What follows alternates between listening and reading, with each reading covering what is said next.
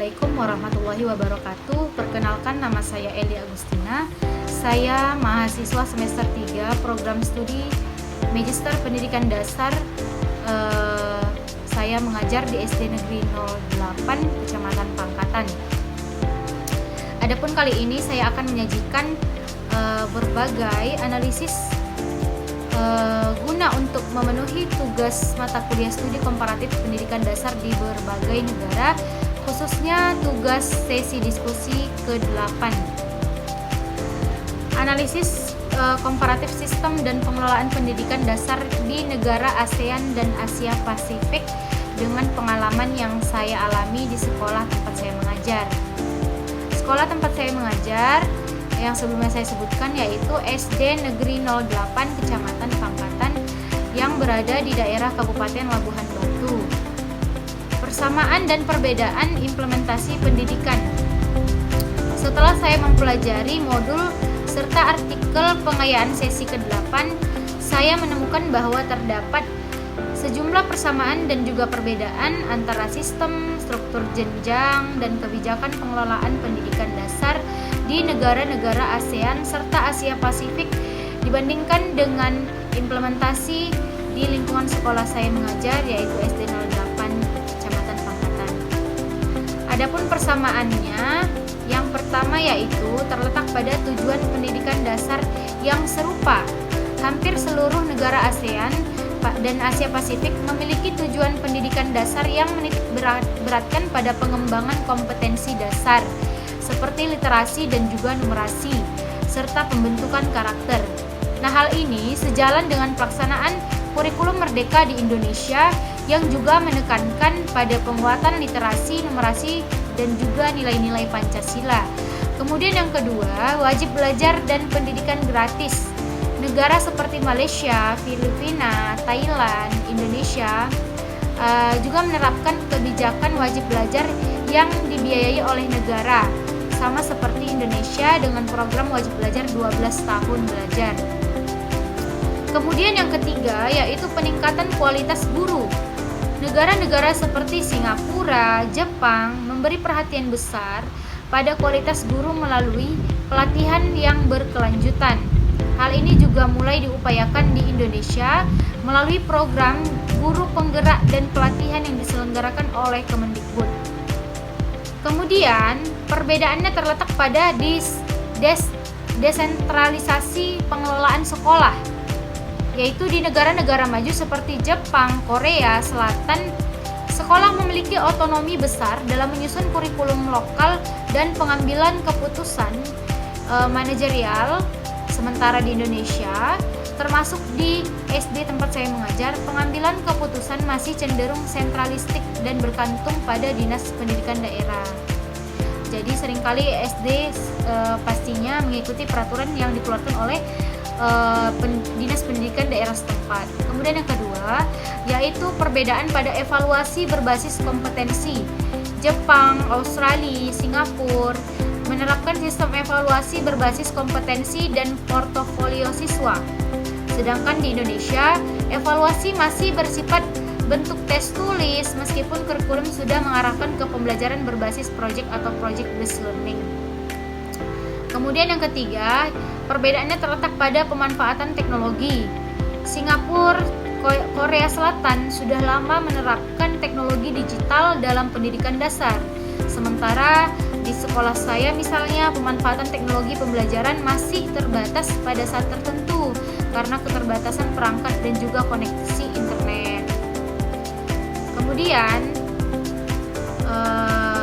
paparan mengenai hal-hal penting dari artikel pengayaan sesi 8 menyampaikan bahwa studi komparatif sistem pendidikan dasar penting dilakukan sebagai cara untuk mengkaji praktik terbaik sebagai upaya dalam pelaksanaan pendidikan yang berkualitas. Beberapa hal penting yang saya catat sebagai poin penting dari artikel tersebut yaitu yang pertama, pendidikan dasar sebagai dasar keunggulan bangsa. Negara-negara maju menempatkan pendidikan dasar sebagai fondasi utama pembangunan bangsa. Oleh karena itu, Mereka mengalokasikan anggaran pendidikan dasar yang sangat besar dan juga melibatkan semua pemangku kepentingan, termasuk keluarga dan juga masyarakat. Kemudian yang kedua, hal penting lainnya yang kedua yaitu kebijakan pemerataan akses dan kualitas. Negara seperti Australia, Thailand memberikan perhatian yang serius terhadap pemerataan pendidikan di daerah terpencil. Hal ini menjadi pelajaran penting bagi Indonesia yang masih menghadapi ketidakmerataan pendidikan seperti yang dialami oleh Australia dan Thailand. Kemudian yang ketiga, hal penting lainnya yaitu profesionalisme guru dan kepemimpinan sekolah. Di Jepang dan Korea Selatan, kepala sekolah berperan sebagai pemimpin pembelajaran dan guru diberikan status profesional dengan pelatihan yang intensif. Berbeda dengan kondisi guru di Indonesia yang belum sepenuhnya diberdayakan dalam proses pengambilan keputusan. Lalu, kaitan tayangan video dalam sesi pengayaan sesi 8 dengan modul 6 BMP ditunjukkan bagaimana beberapa negara Asia Pasifik seperti Jepang, Korea Selatan, Australia berhasil mengembangkan sistem pendidikan dasar yang kuat dan inklusif. Video tersebut mempertegas isi BMP modul 6 BMP, studi komparatif pendidikan dasar, terutama dalam hal perbandingan struktur dan sistem pendidikan. Modul ini menjelaskan perbedaan dan persamaan sistem pendidikan dasar antara Indonesia dan negara Asia Pasifik, serta bagaimana struktur jenjang, kurikulum, dan juga kebijakan pembelajaran dijalankan. Kemudian yang kedua, yaitu tentang kebijakan pengelolaan pendidikan. Video dan modul menggambarkan bagaimana negara-negara maju mengelola pendidikan dengan prinsip transparansi, akuntabilitas, dan otonomi sekolah. Ini menjadi bahan fleksibel yang sebagai acuan refleksi bagi sekolah yang saya tempati mengajar agar lebih inovatif dan tidak mengganggu instruksi dari atas secara mutlak. Kemudian yang terakhir yaitu sebagai inspirasi dari negara lain.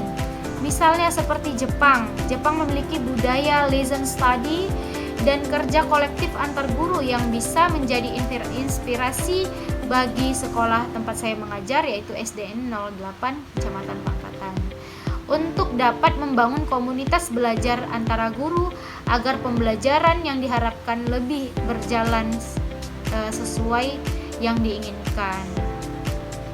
Dengan mempelajari sistem pendidikan di negara lain, guru dapat lebih kritis dalam memaknai peran dan juga tanggung jawabnya sebagai seorang pendidik. Studi komparatif bukan hanya untuk meniru secara utuh, tetapi untuk mengadopsi nilai-nilai terbaik sesuai dengan konteks lokal. Pengalaman ini mendorong saya sebagai guru di SDN 08 Kecamatan Pangkatan untuk melakukan kegiatan-kegiatan yang aktif terlibat dalam pengembangan kurikulum dan inovasi pembelajaran, kemudian mengusulkan pelatihan teknologi bagi guru, dan yang terakhir yaitu menguatkan kolaborasi antar guru seperti yang dilakukan oleh negara-negara lain yang di luar Indonesia seperti misalnya Jepang. Adapun analisis yang saya lakukan barusan dengan menyesuaikan relevansi referensi jurnal dengan terbitan 5 tahun terakhir, seperti misalnya jurnal Comparing High Performing Education System in Asia dengan judul What Can We Learn yang ditulis oleh Tan Si tahun 2020 yang diterbitkan oleh Asia Pacific Journal of Education. Kemudian jurnal seperti Educational Reforms and Teacher Agency in Asia yang ditulis oleh Ye Chang, diterbitkan oleh Journal of Education Policy. Kemudian yang terakhir yaitu jurnal Scopus, The Singapore Teaching Practice Framework for Teaching Excellence, yang diterbitkan oleh Education Research for Policy and Practice, yang ditulis oleh P.T. Eng tahun 2020. Baik, itu saja yang dapat saya sampaikan terkait dengan analisis yang saya lakukan untuk memenuhi tugas diskusi sesi ke-8 studi komparatif pendidikan dasar di berbagai negara. Jika ada salah kata, saya mohon maaf. Saya sudahi. Wassalamualaikum warahmatullahi wabarakatuh.